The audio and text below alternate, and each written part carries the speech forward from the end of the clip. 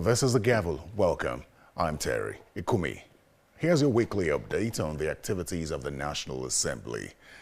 The 4 tax reform bills caused slight drama in the Senate, as some senators protested the entry of the chairman of the Federal Inland Revenue Service, the Director General of the Budget Office, and some consultants into the chamber. Now, the Senate leader, Senator Kwemi Bamidele, had moved a motion to allow the team into the chamber when the outburst ensued. Senator Abdul Ningi from Bauchi Central and Senator Aline Dume from Borno State raised objections over the Senate's decision to suspend the business of the day and deal with controversial tax reform bills in spite of its validity. But unlike the Senate, the House is going about this rather peacefully, perhaps taking a cue from what happened in the Senate. The Deputy Speaker presided over a closed-door session on the tax bills, and the House resolved to receive the team from the presidency who will shed more light on the bills. So here's a report on what transpired this last week on the tax reform bills. What began as a routine plenary session in the Senate on Wednesday quickly spiraled into a tense and dramatic affair barely an hour after lawmakers had settled for the business of the day. We are trying to make everything open. The session, initially scheduled to address items listed on the order paper, took an unexpected turn when the Deputy Senate President, Senator Barau Jibrin, made an announcement to suspend its rules. In conjunction with the leadership, decided to invite the chairman of FRRS and experts in tax laws to come down here to brief us about the tax bill. Let consultants tell us what is there. Let the crafters of the bill, that is FRS, tell us about the bill. We want to make it as open as possible. The move sparked immediate protest from some senators who raised strong objections. I don't see anywhere whereby the senators should allow these people to come here and make the kind of interactions they so want. However, committees of the Senate and Appropriation can invite for the interaction of this manner, but not the Senate in session. Visibly agitated, another senator reacted with an outburst. We should not in any way try to use the position of the Senate, because the order paper is clear and we have been doing this. I have no problem having them to come here and explain whatever. We have been doing that, but we follow known procedures. It is not a matter that you just come and tell us after we are doing business of the day. Mr. President, you can have your way, but I will have my say. Please, I beg you in the name of God, in the name of God, this matter is very, very important to not only us, but Nigerians that we represent. And we swear by Bible and Holy Quran that will represent the interests of the people. And that you have made your point. Can I respond to you? You can rule me out of order. Let me respond. Let me respond to you. Please. We are not here for rhetoric. We are acting on fact. Excuse me. Order, please. Order, please. The Senate shall by resolution regulate its procedure. This is what we have just done. This is the resolution that was just passed. You needed to have known what we have done. I therefore rule you out of order. At the height of the disagreement, the aggrieved senators attempted a walkout in protest but rescinded their decision after intervention. Minutes after, Senator Aline Dume demanded an apology from the Deputy Senate President for using offensive language during the exchange. It shall be out of order to use offensive and insulting language. You called what I just mentioned on the point of order that I raised. You sitting there to say it's rhetorics. I think it's very unfortunate and you should apologize. I don't think the word rhetoric is a negative word. It's not an offense. Nobody used that against you.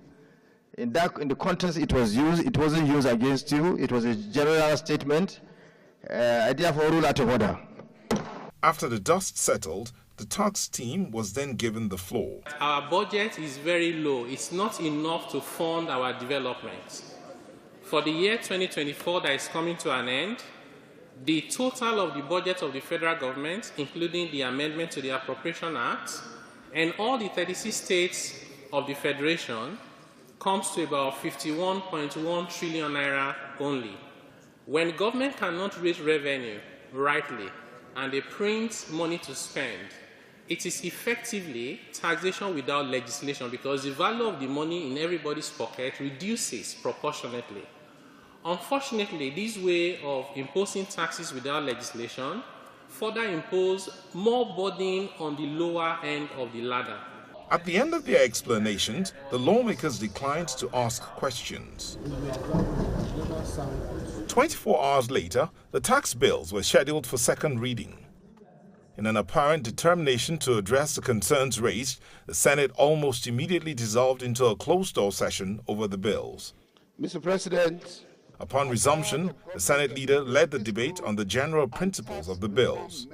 There is proposed huge reduction in company income tax from the current 30% to 25% by 2026, as part of deliberate attempt to curtail the incidence of double taxation and multiplicity of taxes and levies, multiple taxes hitherto paid by companies under various tax heads. It is proposed that the sharing formula should allow state government share 55% of VAT revenue from the current 15% to 10% sharing formula.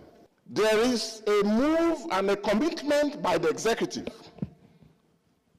to address that issue of revenue derivation, to ensure that paying taxes, even for the oil workers that are flown in and flown out every day out there on work, or 2 days, be calculated and paid. If that is done, I think that is a good move that should be supported. There was, however, one dissenting voice. I would have preferred we remove the baby and throw away the water first. And that is to go with what the governors and NEC proposed. You withdraw the bill, work on it, and then submit it to the National Assembly again after getting the buy-in of the governors and NEC. I beg to disagree with you that this bill should be withdrawn first and consultation should be held with the Nigerian Governors Forum and traditional rulers. We have a procedure which is clearly and unambiguously stated in our rule book. This bill is noble, it's for people because it's trying to reduce the tax burden on Nigerians. Meanwhile, just like the Senate, the House of Representatives held a closed-door session which lasted over an hour. Upon resumption of plenary, the Deputy Speaker of the House of Representatives, Honorable Benjamin Kalu, who presided, disclosed how the House intends to approach the tax reform bills. Please do consult as you go on this weekend. Come back with more robust idea and debate as we look into this matter finally on Tuesday. I wish you happy deliberation and consultation. All right, let's turn to the MTF now. The House of Representatives has adopted the recommendations of the Committees on Finance and National Planning as well as Economic Development on the Medium-Term Expenditure Framework and Fiscal Strategy paper. One of the recommendations in the report mandates relevant committees to investigate reports from the Revenue Mobilization, Allocation and Fiscal Responsibility Commission, alleging that the NNPC withheld 8.48 trillion naira as claimed subsidies for petrol. The committees are further directed to verify the total cumulative amount of unremitted revenue, also known as under-recovery, from the sale of premium motor spirits by the NNPC between 2020 and 2023. Meanwhile, the Senate held an interactive session on the MTF and the FSP. So let's take a listen to that report. So I think we need to take this back home. The interactive session by the Senate Joint Committee on Finance came days after President Bola Tinubu submitted the medium-term expenditure and fiscal strategy paper to the National Assembly. Ministers of Finance Wale Edun, Budget and National Planning Atiku Bagudu, the Director General of the Budget Office Tanimu Yakubu, the NNPC Group CEO Mele Kyari, and the Chairman of the FIRS, amongst others, were in attendance. We're expecting a robust bumper harvest this year, and this normally accounts for 40% of inflation. In the fact-finding exercise, the revenue-generating agencies delineated their 2024 budget performance as well as the 2025 revenue projections. As at the middle of November, sometimes last week, we have reached these targets.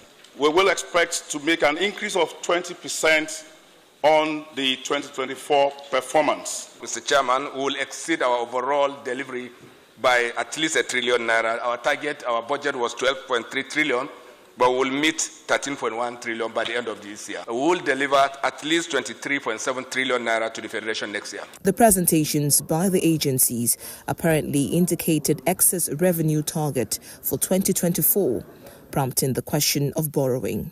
All the presentation made, they said they have made their target. What has been collected is over 51 trillion naira. And what has been budgeted is 30-something trillion. What are we doing with the excess revenue? Borrowing, as we've said, is not a crime, it's not a problem. When we borrow in line with what is being approved for us by National Assembly, we are actually carrying out our responsibility. So meeting the target and borrowing, they are not conflicting, and it's not self-serving. The revenue effort has been good, but we still need to do better. And in the meantime, we still need to borrow productively, effectively, and sustainably, all in an aim to invest in the Nigerian economy, not just infrastructure, but also social services, health services, education, and intervention in terms of a social safety net to help the poorest and most vulnerable. However, the Economic and Financial Crimes Commission and the Revenue Mobilization Allocation and Fiscal Commission have different views on the subject of borrowing. My brothers in NNPC, we should go back and look at the OICs. The revenue hanging in that OICs is in dollars. If we can rect this into our accounts, we don't need to borrow. What is important for countries as well as companies, that is what analysts pay attention to, is the projection consistent with what the entities say it is doing. Are we funding a strategy? Yes, we are. In the Green Chamber, the Deputy Speaker chaired the Committee of Supply as members settled down for the consideration of the report on all the important medium-term expenditure framework and fiscal strategy paper 2025 to 2027. The report proposes projected oil benchmark prices at $75, $76.2 and $75.3 per barrel in 2025, 2026 and 2027, as well as domestic crude oil production pegged at 2.06, 2.10 and 2.35 million barrels per day for the subsequent years of 2025, 2026 and 2027. Inflation rate is projected at 15.75%, 14.21% and 10.04% for 2025, 2026 and 2027. Putting these very ambitious targets of 2.06 and 2.35, we are not likely to achieve it. And if we don't achieve it, we know that we are tightening our belt because we're already projecting that we are going to sell 2.06. And if we sell lower than that, we get lesser fund. When you have projections, it's not certainty. And to get to this projection level, the operators of the NUPRC gave us the details. As of today, they are above 1.8, they are closer to 2 million. The projection for 2025 is about 2 months away. That's where I'm going to. So I'm saying that the projection is over-ambitious. Minority Leader, 2025 is not January 2025. That it will happen in 2025 is the projection. That is what, but so when you say it's only 2 months, I don't think that is very logical. We're saying the projection is saying within the year of 2025. Lawmakers also reacted to the proposed GDP growth rate of 4.6%, 4.4%, and 5.5% for the years 2025, 2026, and 2027, as well as the exchange rate of 1,400 naira to the dollar for 2025, 2026, and 2027, which the committee says is subject to review in early 2025 according to monetary and fiscal policies. The CBN, the Monetary Policy Committee, hiked interest rate yesterday.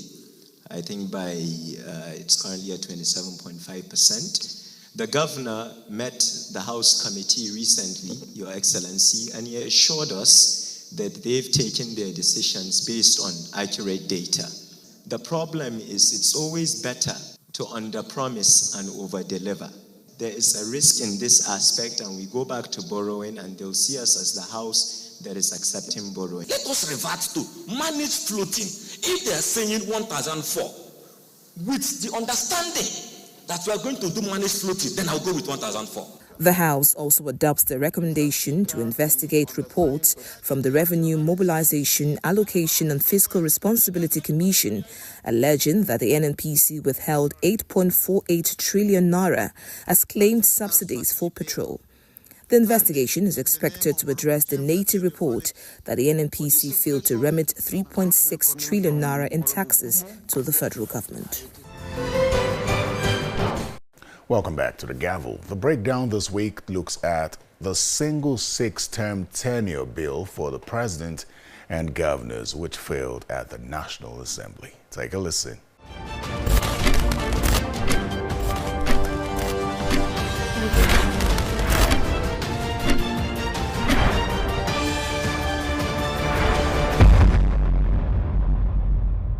I think there are different proposals for constitutional amendment. There are proposals even for reducing the number of constituencies. Some have even proposed a parliamentary system of government. Again, I think that the National Assembly applies its processes, and if a bill doesn't pass second reading, of course, that brings it to an end. But it may also be that a bill is again retabled, depends on who the sponsors of the bill are, and if a bill is retabled, the proper thing to do is, of course, to send it to the committee charged with amendment of the Constitution, which will do a public hearing on it, and as well come back to the National Assembly plenary to make recommendations on its findings, and members of the National Assembly can vote on the proposal. So I think at this stage, it should be a fertile ground for all sorts of proposals and bills, and the plenary can, when the Constitutional Review Committee finishes its work, it can then vote on the recommendations of the committee. Unless it is deficient procedurally, but as to its contents, no matter how much merit you think it lacks, it's important that it is critically examined by the Committee on Constitutional Review, which can come back to the National Assembly to say, these are our suggestions on how to go. With respect to ordinary bills, that is bills that are not constitutional alteration bills, it's quite straightforward. The National Assembly can decide that a bill will not pass second reading, and that would be the end of it. Those are bills that do not have to go through alteration of the Constitution process. So there are two issues here, and I think that when this is understood, then perhaps it is quite clear that unless a bill on the face of it for constitutional amendment is bad, then other than that, the bills should go to the committee charged with that responsibility. I think that there's been a long-standing discussion in the public space, particularly amongst my colleagues from civil society who feel that the Constitution was imposed on Nigeria by the military as a decree. I think that that question will continue to come up until the country decides that the proper process of enacting and giving to Nigeria a new constitution is followed. And that's why there's all of this whole question about we the people, that we the people did not give ourselves on this constitution. It was given to us by the military under a decree. There will come a day when the issue of legitimizing a constitution for Nigeria would happen, and I think that that day is important to happen soon. But as to the system of government, I think it needs to also be clearly understood that a lot of people feel that the character of the Nigerian state, the balance, the structure, is unbalanced. So in answering the question whether you should have a constitutional presidential system or a parliamentary system, a parliamentary system cannot exist until you deal with the question of imbalance in the structure of representation in the country. If we can deal with that along with the conversation around parliamentary system, then that works well and good. But if you are to take the current imbalance into a parliamentary system of government, then the sense of oppression that a certain part or certain parts of the country feel will be intensified. So it's not a subject that simply says you transit from presidential to parliamentary. No, you must cure the huge imbalance that exists at this time in the country for you to achieve an equitable parliamentary system if we are to go in that direction.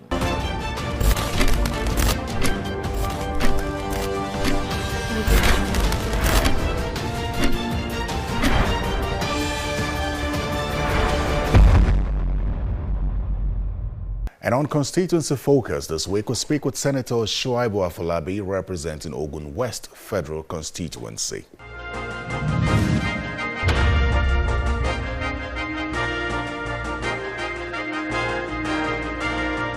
What have I done in the last 6 months or so that I've been here? First, from the perspective of my constituency, number one, one of the first things I did was to do training for our youth. We have a large percentage of Nigerian population that is youth. And therefore, the first thing I did was to do training for 50 selected youth for almost 2 weeks across the 6 local government of Ogun Central Senatorial District. Not only did we train them, we also provided them with tools, particularly laptop. And what makes this project different is that we're not just giving them tools or giving them training, we are doing a follow-up. So they've been given the training, they've been given a laptop, and they've also come back in a few months to showcase what they have been able to do, because it is the continuous process. The second thing in that area as well is that I've been able to attract a few ICT centers. So there's an ICT community center that will be formally unveiling very soon in Abeokuta. And we have also done 2 ICT centers in 2 secondary schools, one in the local government, the other one in the 4 local government, as part of creating opportunities and platforms for the children, particularly secondary school students, to learn about ICT skills. That is a new learning, that's the new knowledge, particularly in an area that the global competitiveness of nations is no longer determined by the amount of minerals under the soil, but by the assets that your citizens carry in their head. Therefore, we are catching them young. We are doing this. But we also need to speak to the issue of sustainability, particularly the issue of climate. Recently, the whole world gathered in Dubai to talk about climate change. But we also recognize that, particularly for our women. So we have done training for about 300 women for them to be aware about the individual responsibility to maintaining a very conducive climate that we can pass on to the next generation. So these 300 women, they were trained on the impact of burning forests, the impact of using firewood instead of gas, and they were also provided with cooking gas materials in order to move them away from activities that could impact negatively on the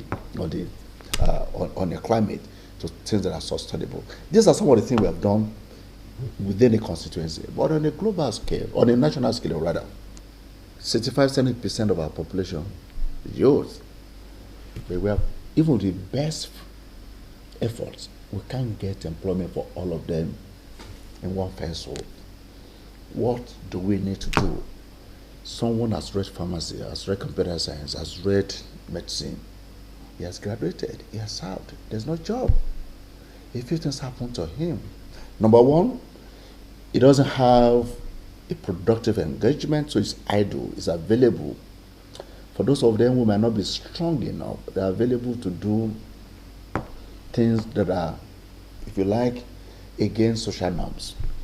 Number two, they're also losing their skills. You graduate, you don't have the skills. You don't have an opportunity to practice the skills. Number three, you also don't have a stipend. So their confidence in themselves, the dignity of the school, the education they've had, begins to be eroded. So this bill seeks to achieve two things. Number one, if somebody has studied mass communication as an example, and the Ministry of Information does not have a permanent employment for him, or the channels of this or of TVC, they can afford to have him on internship. Maybe 3 days a week. And it's based on stipends. What this does is, number one, we will have a national database of people who are looking for employment or are underemployed. As the saying goes, if you cannot measure it, you cannot manage it.